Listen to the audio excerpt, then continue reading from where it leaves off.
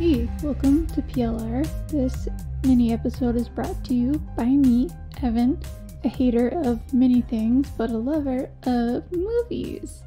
So for these mini guys, the other fellas are playing to their strengths by going over written theoretical works from history, but I don't read a lot anymore, and academic stuff in general has never really spoken to me anyway. So for my part in this, I'm going to be talking about some leftist themes as I've identified them in the classic movie Dirty Dancing. I'm pretty much going to go like scene by scene through the whole movie. I'll break it down and describe it, or like the important bits, so that whether or not you've seen it or whether you remember it or not, you can still get into this.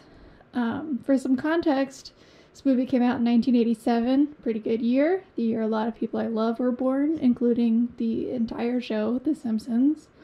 Also a great year for movies: Moonstruck, Lethal Weapon, The Lost Boys, Full Metal Jacket, Hellraiser, Fatal Attraction, Princess Bride, Beverly Hills Cop 2, I could go on and on.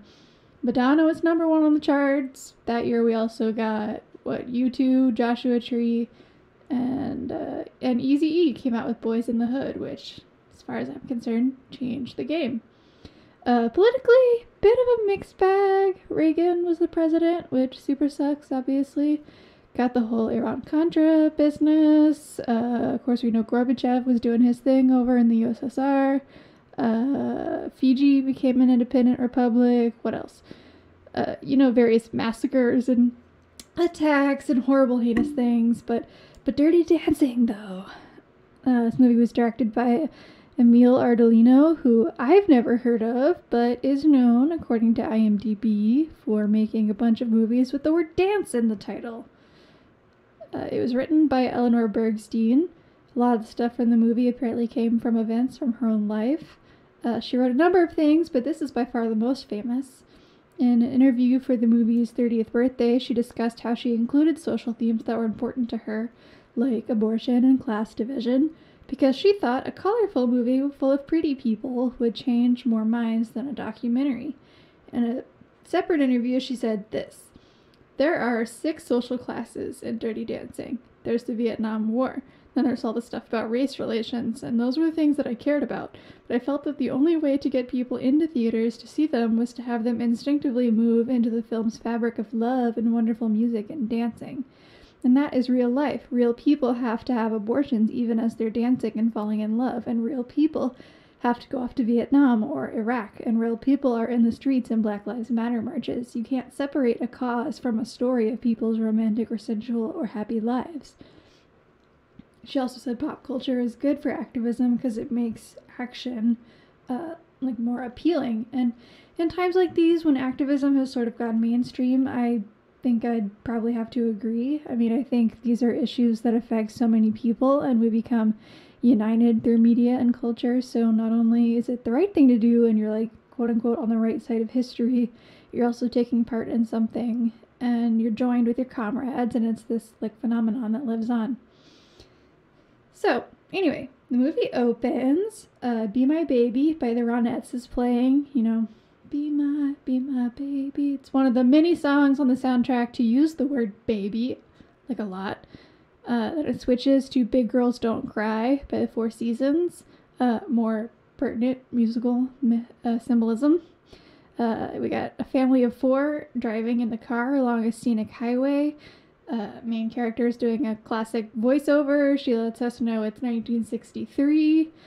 JFK is still kicking. The Beatles have not invaded yet. There's this Vietnam War thing, but oh yeah, she loves her dad. My dude Jerry Orbach from Law & Order is the dad, Dr. Houseman, and Kelly Bishop, known in my household as Emily fucking Gilmore from Gilmore Girls, is the mom, and she looks fabulous. And they're an upper class, or at least upper middle class family visiting the Borscht Belt, which, if you don't know, was a series of resorts for wealthy Jewish families in the Catskills in New York. Kind of like summer camp for families with planned events and classes and workshops and stuff. And this has also been shown in that show, The Marvelous Mrs. Maisel, if you've seen that. I know my mom is a fan. Anyway, she's reading, the main character whose name is Baby, which is why all the baby songs. She's reading a book called Plight of the Peasant by Greg McPherson, which I looked into, but doesn't seem to be a real book or a real person, but may or may not be a nod to C.B. McPherson, a Canadian political theorist who had kind of a thing for Marx and was active in the 60s when the film takes place. So Baby's talking about how she wants to join the Peace Corps, which at the time would have only been about 2 years old. Baby herself is 18 years old, fresh out of high school. She's got that sweet, sweet young idealism.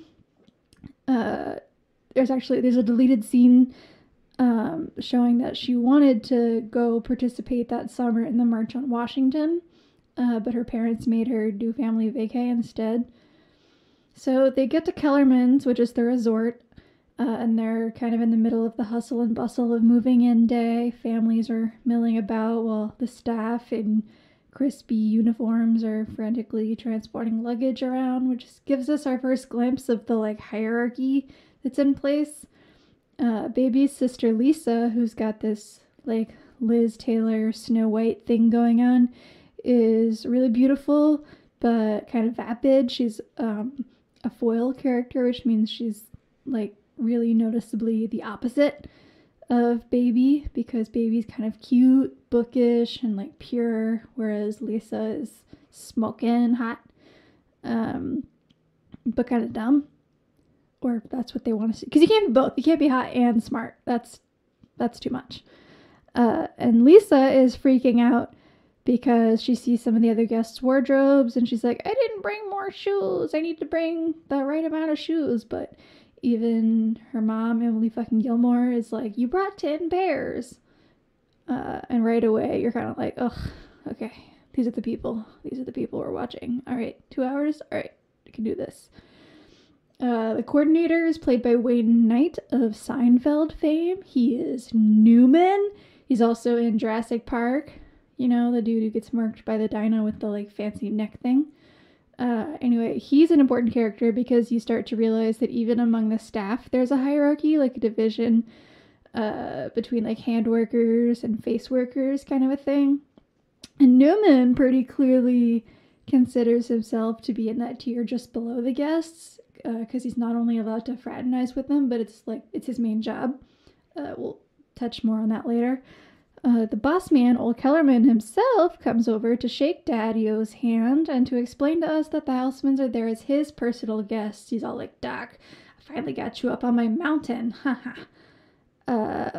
Billy, the bellboy, goes to grab the suitcases and Baby helps him, and he's all like, what? Do you want a job? What? And then we get this cute little close-up of Jennifer Grey. She's got this cute nose and she smiles and she's like, I'm one of you, man. And then Kellerman, the boss guy, Max Kellerman, casually mentions there's a dance instructor working there who used to be a Rockette. So then we cut to a shot of kind of awkwardly shuffling feet in aforementioned Rockette dance workshop, and it's a sea of neutral toned kids and socks and sandals shuffling kind of offbeat, and then there's this pair of red shiny pumps tippy tapping around them, and in my head at least Forrest Gump is telling me you can tell a lot about a person by looking at their shoes, and we pan up. Baby super sucks at dancing and she looks miserable. Pretty much a huge contrast from later in the movie. The dance instructor is an energetic hottie, my favorite, who encourages the ladies to shake what the good Lord hath given them, and then she subverts the custom of men asking women to dance. She tells the women to go pick their man, and she tells them, remember, he's the boss on the dance floor and nowhere else. So that evening, Baby does some solo exploring.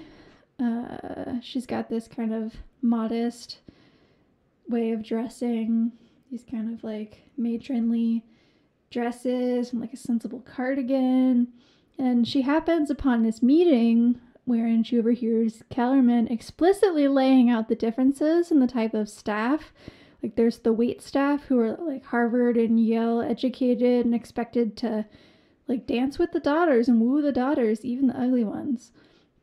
And then at this moment, we get our first glimpse of Patrick Swayze. Character's name is Johnny Castle. Yeah, Johnny Castle.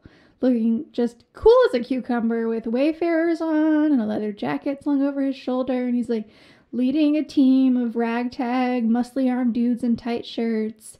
And, you know, they're obviously not the college educated ones. They're like from the neighborhood, you know, up to no good. And the boss is all like, well, if it isn't the entertainment staff. And he actually says, listen, asshole, you got your own set of rules. And he kind of reminds them of their place. You know, teach the guests how to dance, but no funny business. Keep your hands off. One of the waiters kind of mouths off to Swayze, and he's like, you know, you got that? You know what you can and cannot touch? And reinforces their roles. He's the bougie college douche guy. And we've got Johnny Castle, witty bad boy with sweet moves. Later, college boy hits on baby sister Lisa, talking about her looks. He calls her a decoration, which is not as good of a line as they make it seem. If someone called me that, I'd be so offended. And then Kellerman's nerdy, like, grandson or nephew or whatever, Neil, is introduced, and he's in school for, like, hotel management or some shit, but reveals later that he's actually planning to go to Mississippi with the Freedom Riders, which, of course, piques Baby's interest in this otherwise bleh dude. Johnny Castle and the Rockette, whose name is actually Penny, show up to the after-dinner dance, and they start doing the hell out of the mambo, and Baby's all, who is that? And boring Neil's like, them, the dance people. And then he gets mad at them for showing off with each other because it won't sell dance lessons, whatever, Neil. So Baby is like over this whole thing and decides to go off on her own. She like pulls a Lisa Simpson and ignores a sign that says staff only because she's a rebel and she's got seductive music coming at her from up above, and she's like, ooh, I'm into this. So she sees bellboy Billy struggling to carry 3 gigantic watermelons up like a billion stairs. Baby offers to help him, but he teases her about Neil. He's like, where's your little boyfriend? So she's like, man, fuck you, carry this shit yourself. But he's like, okay, fine, come with me, but you can't tell anyone. Your parents would kill you. Max would kill me. So she grabs the watermelon and she helps him. And they go up the stairs and they go into this like steamy room with sultry lighting, and Do You Love Me is playing, you know, the song Do You Love Me Now That I Can Dance, foreshadowing. And her jaw drops because it's packed with like scantily clad workers grinding the ever-loving shit out of each other, and they're way cooler than any of the preppy ding-dongs she's used to being around. And she's like, where did they learn to do that? Oh my God. Baby's like having a full-on moment right now. And she's freaked out, but mostly she's freaked out by how into it she is, right? Billy says, oh, the kids are doing it in the basements back home. As in, this is what us regular folk are doing while y'all are like playing golf or whatever. Richie. There's mad animosity between the staff and the families. Like, the patrons are rude to the workers, and the workers bite their tongues in the moment and don't seem to have figured out that there's more of them than guests or management. Johnny and Pen come in fresh from the ballroom and start doing their thing. And they finally got the freedom to do it, and they're so happy, and they look so good. They've got great chemistry, and Baby wonders if they're dating. And Billy's like, no, you're just childhood pals. And Baby's like, no, really. Target acquired. Johnny and his pelvis thrust over, and he delivers the grossest, cringiest line. He goes, yo, cuz, to Billy, who's actually his cousin, I guess. And he's like, what the heck's she doing here, you know? But then, for some reason, drags her onto the dance floor just to see what she's working with, and this is Baby's frickin' sexual awakening. That he's got her rolling her hips like his, and they're dancing real close, and they're like thrusting and huffing and puffing, and once she's good and hot, he bounces. Typical. Next we see the Houseman daughters participating the next day in some kind of like wig testing seminar, I don't know. Like, they're literally by the lake trying on wigs in front of these little mirrors, which is very silly to me, but also I love wigs and would probably sign up for this if I were the kid of a rich doctor at a resort for Jewish families in upstate New York. And Penny the Rockette is overseeing, and Baby is trying out this like edgy, dark, straight wig, which is the whole opposite of the like blonde, ultra curly situation she's usually sporting. And college boy Robbie slinks over. You remember the snobby waiter from earlier? He comes over and he flirts with Lisa by quoting JFK, and I'm vomiting in my mouth a little bit. And then he casually mentions having a fancy Italian car, and Lisa's like, oh, it's my favorite car. And then I'm vomiting a lot. And suddenly Johnny shows up, just aloof as all get out, and Baby's gaze is fully fixed on him as he asks Penny a quick question, and then he departs. And Baby tries to make nice, cozy up with Penny. She's like, wow, I think it's so cool that you're a dancer. And Penny is having none of it. She's like, yeah, well, my mother kicked me out of the house when I was 16. So even though she does this, like, glamorous, skilled thing, it's just a survival skill. She said to do it since she was a kid, trying to support herself, right? And Baby's like, oh, I envy you. And Penny kind of rolls her eyes and walks away, which is probably also what I would do. So that night, Baby goes with her family to yet another insipid event in a gazebo, and Johnny is dancing closely with some lady who people would probably refer to as a cougar. You know, she's like a lady who's much older, but she's still, I mean, she's sexy. Not that older women can't be sexy, just she's older and also sexy. And we find out through Kellerman that she's some guy's wife, but that guy only comes up on the weekends. So we find out that Johnny's essentially keeping her on sexy ice while that guy is away. And he calls them, he has a word for them, he calls them bungalow bunnies.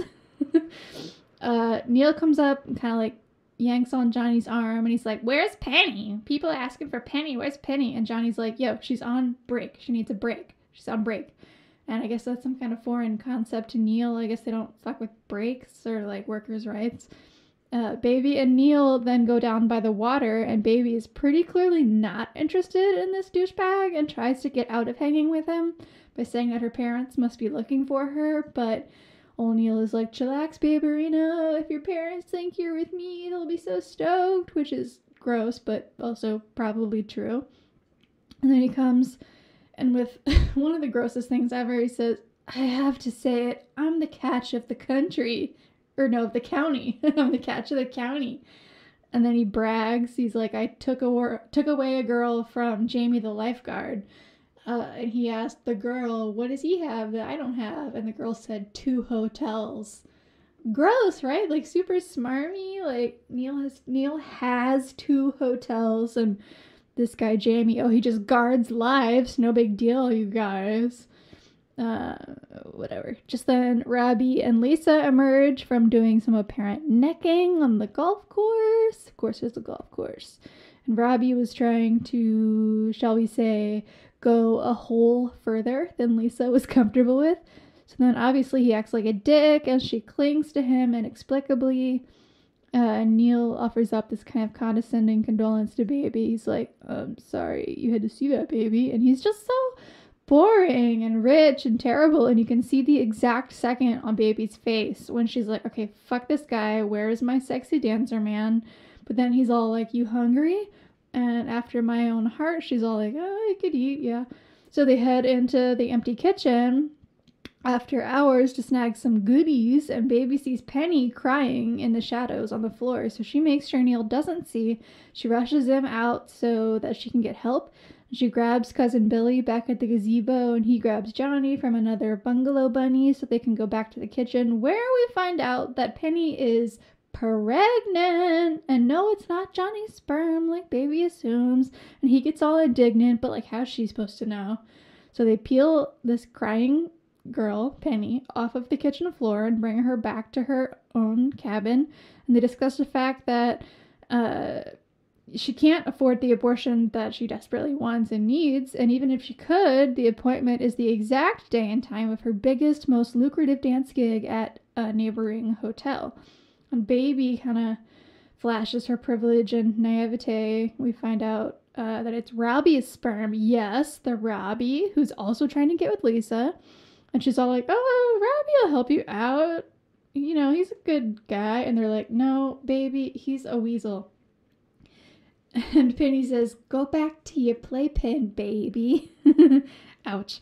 Way to give baby something to prove, by the way. Next day, baby's bugging Robbie about screwing. And he says he's not going to bail out some little chick who probably balled every guy in the place. Charming. He says some people count and some people don't. And then he pulls out a copy of The Fountainhead by Ayn Rand, which, if you don't know, is an anti-collectivist novel from the 30s and 40s, somewhere around that time. And the bad guy, or like at least the main character's nemesis, is this outspoken socialist who he tries to destroy. Rand herself was a proponent of this philosophy, objectivism, which basically says to have good morals, you have to put yourself first. Not my friend. Side note, my high school crush wrote his college admissions essay on this book, so I read it to, like, impress him, but I was so grossed out that I just was like, never mind, I don't need to talk to you.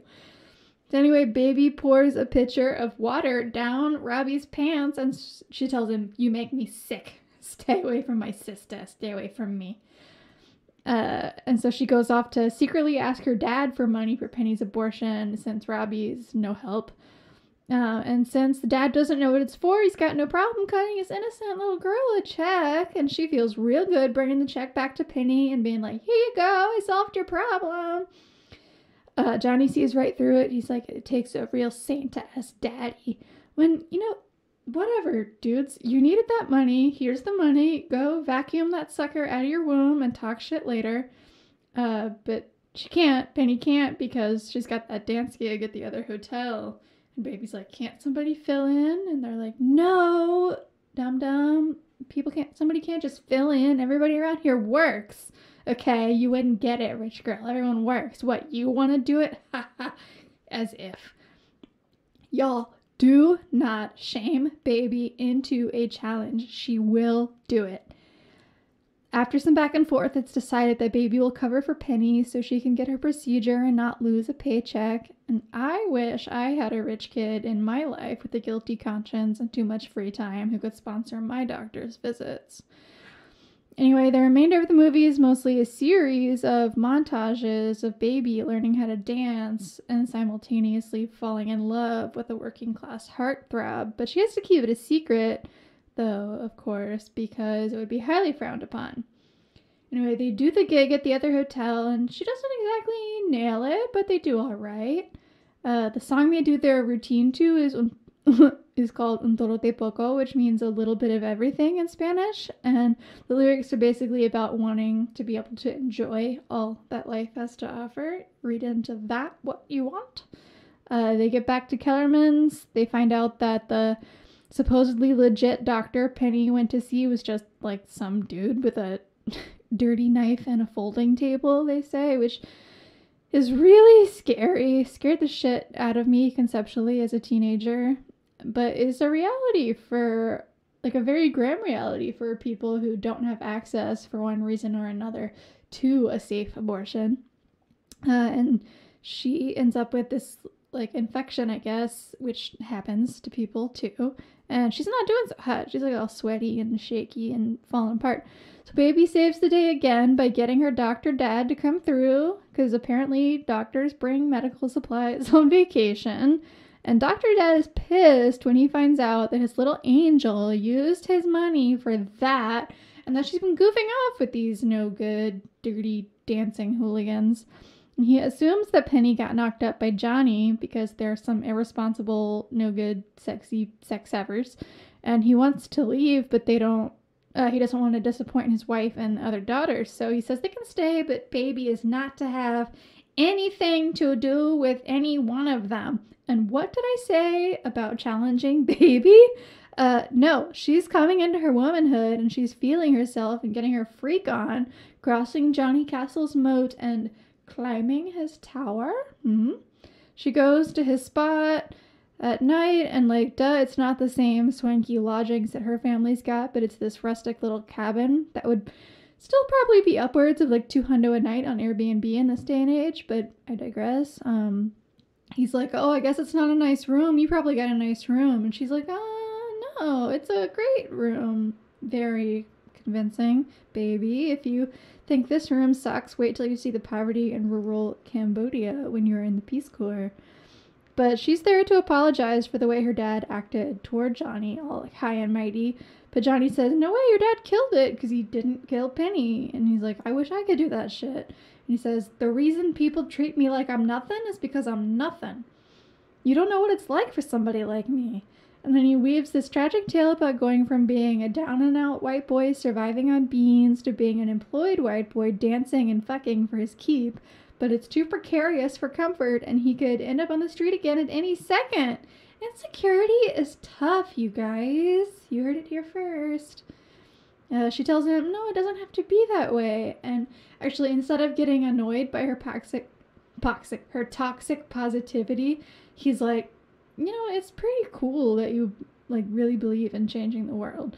But then it's her turn to be self-deprecating, and she's like, no, all I do is run to my dad. And Johnny says, no, that was actually pretty brave of you. And if that is not the best aphrodisiac, I don't know what is, you know? Calling bossy bitches brave is like the ultimate boner pill. So, all right, fast forward a little bit. There's this end of summer show, right? Like a big showcase including both staff and guests, and it's a big deal, and the entertainment staff always does the final dance, and hey, we love a tradition. Actually, Johnny tries to get Neil to approve something cooler than whatever milquetoast bullshit he has in mind, but Neil, being Neil, tells him they have to do it his way if they want to keep their jobs. Ugh. Afterwards, Johnny and Baby are walking the grounds, and Baby is telling him, you know, you should really stand up to Neil. But he's like, oh, no, he's too rich and he's mean. Real revolutionary, this guy. Johnny says he needs the job because his only other option is working with his dad and uncle as a house painter. And he said they can get him into the union like it's a bad thing. And bro, first of all, painting houses is not a terrible gig. I used to be a house painter and I loved it. I understand that they didn't have podcasts and iPhones in the 60s, which was part of what made that job very enjoyable for me. But whatever, I loved it. Not a bad gig. I wish that I was still able-bodied, and I wish that I could still do it. And whatever, like, what's your issue with being in a union, dude? Like, you don't fuck with weekends off or paid sick leave for when your other best friend has an infection from a back alley abortion? Like, what's all this internalized hatred of laborers? I don't get it. But then they almost get busted by Baby's papa. He was walking with his arms around both Lisa and Robbie, and all three of them are decked out in these like varying shades of khaki, involved in what I'm assuming is surely an enthralling and very well-informed conversation about communism. Lisa says something like, when Vietnam falls, is China next? This prompts Johnny to dare question Baby, and he's like, if I'm supposed to stand up to my boss, why can't you stand up to your dad? And I'm going to skip over the next little bit because it's not quite as important, except that Johnny beats Robbie's ass for mouthing off when really it should have been Penny and Lisa tag teaming him, but whatever, it's like the ittiest bittiest sliver of revolt.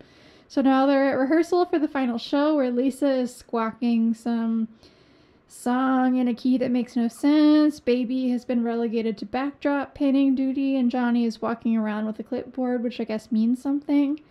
And remember the bungalow bunny from earlier, Vivian? Well, she's there with her husband, Mo, who's way more interested in his card game than in her. And he kind of tosses a wad of bills to Johnny to like take her off his hands. He says, you know, give her another private dance lesson, which is obviously code for showing that bunny his carrot. And she looks happy to be getting that young stuff instead of her musty old man who barely pays attention to her, which I totally feel, right? So this is how Johnny makes most of his money, we find out, escorting bored abandoned women and reminding them that they deserve pleasure. But, oh, Johnny doesn't get any emotional fulfillment out of this arrangement. Must be tough. And in fact, he rejects Mo's offer, gives him the money back, and says he's too busy, leaving Vivian wondering how she's going to get her nut. Baby has been watching this whole exchange, by the way. After Lisa's song, she approaches Baby and tells her she's decided to bang Robbie. Baby doesn't say anything. Cut to Lisa knocking on Robbie's door and catching him in bed with Vivian. Still getting that young stuff. Go Vivian. But Robbie sucks.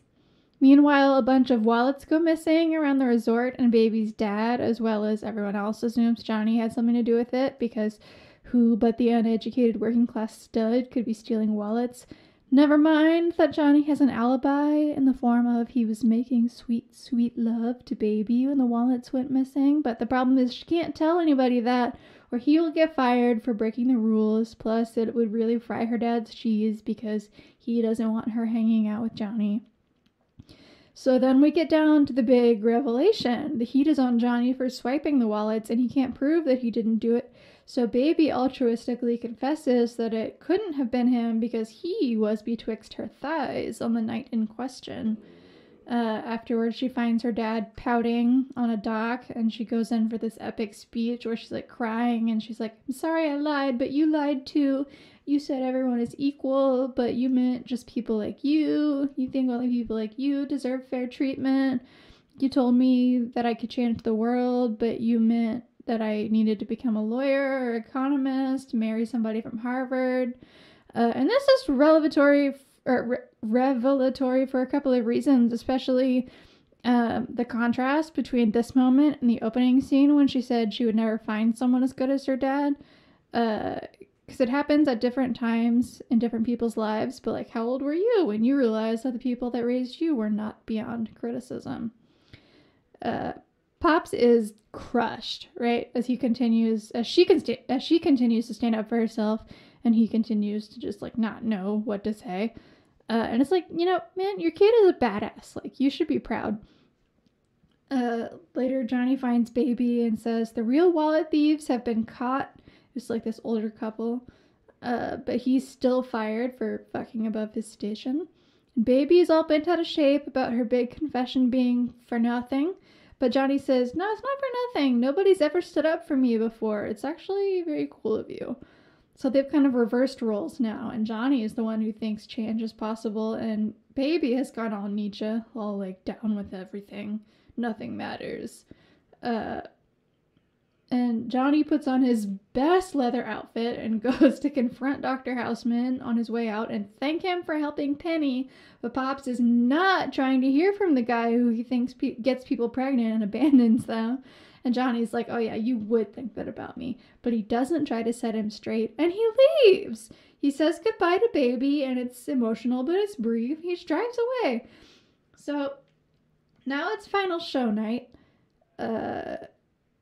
Everybody's in their feelings. Lisa and Baby are getting along. Baby goes with her parents to see the performance, and Emily fucking Gilmore looks so hot. I'm never not freaking out about how hot she is in this movie. I mean, iconic. The opening number is positively atrocious. The yuppies on stage are singing about unity and happiness while literally looking down on the workers who have gathered in the back. Notably, these workers are nearly all people of color. Essentially the only people of color we see in the movie. Robbie passes through, and Dr. Houseman stands up, tries to give him an envelope of cash, shake his hand, and wish him good luck in medical school. Like, of course he's going to medical school. Robbie's like, wow, thanks, but then outs himself as the one who fucked over Penny, but tries to both blame her and slut-shame her, and Dad, like, yoinks his money back and walks away, and you're like, yeah, justice. Backstage, Mr. Kellerman is venting to Tito, the band leader, about how they've been through a lot together since the hotel opened, but the times are a-changing. Kids aren't going to want to go there anymore. And I'm just like, you know, it sucks to suck, Max. Then who should come strutting in but Johnny Castle? He's not gone after all. He takes Baby by the hand, leads her onto the stage to enter after the terrible singing and to do the final dance together, but they're not going to do what Neil wants them to do. It is ostensibly much more modern than what is usually going down. Baby's parents are impressed, and Mom is all like, oh, she gets it from me. And I'm like, that kid in Mean Girls, who's like, I want to see you up there shaking your thing. And this song is moving for everyone. It's the I'm having the time of my life song, you know? People are getting out of their seats to like dance the dance of the people. They're like, we did it, y'all. We overcame our differences thanks to white people doing Latin dances. You know, and that's how it ends. And there are other versions of this movie that I have not seen and should look into. Apparently a lot of the political content got edited out of this one, presumably to make it more palatable to consumers in 1987. The Havana Nights version that was released in 2004 seems like it could be promising, if only for the reason that it takes place in Cuba in the 50s, toward the end of the revolution, before Castro took power from Batista, while Cuba and the US were having a bit of drama. It also stars Diego Luna, who is so cute. There's also a TV movie version in 2017, which, like, why? Why do they remake things if they're not going to change them? I personally won't be satisfied until all remakes are done with queer casts and crews of color, or maybe like a love story between disabled people or something, but that's just me and anyone else with taste. But this version is friggin' iconic. You know, it was wildly successful. It raked in almost 200 million worldwide. The soundtrack went multi-platinum, won a ton of awards. It's quotable, referenceable. It was one of the first films I ever saw that gave agency and point of view to a teenage girl. Definitely the first semi-realistic and unbiased depiction of an abortion situation. And the first thing I saw pointing out the whackness of socioeconomic disparities, probably until Titanic, you know, which I also love and will probably also analyze for this podcast one day. Snobby professional critics thought it was stupid and weren't down for the like forbidden lovers from different backgrounds vibe, so I guess they also hate Shakespeare and Skater Boy by Avril Lavigne, but it's been lauded elsewhere and remains one of the most popular and loved movies of all time. There are scholarly articles, critical analyses, even whole college courses looking closely at the themes of class, love, girlhood, Jewishness, which itself isn't mentioned outright, but shouldn't be ignored. Point is, if I were putting together a leftist movie night, I wouldn't just have propaganda films and like the Motorcycle Diaries. Like, this movie has a place here. And if you're like me and don't really enjoy reading theory, you might still be able to pick it apart and have your own opinions based on your own knowledge and lived experiences and identify those relationships. On behalf of PLR, I give it 2 thumbs up. Well, I have neurological damage and a tremor, so one thumb way up and the other thumb kind of doing its own thing. But the sentiment is the same. You can watch it online, pirate it, get someone's mom's password so you can stream it. I'll give you my password, and let's talk about it if you want. You can message me on Instagram. We are at PLR Pod. I'm the one who mostly runs the account. But if you are an asshole and you want to mansplain Marxism to me, or if you're an asshole and you think this is an invitation to flirt, know that my partner is also on this podcast and also reads the DMs, and we will make fun of you. Like, we will flame the shit out of you on air. But that's all for me today. Keep listening to Providence Leftist Radio, including other mini episodes like this one, and follow us online for updates on things going on around town. All right, peace and chicken grease, y'all.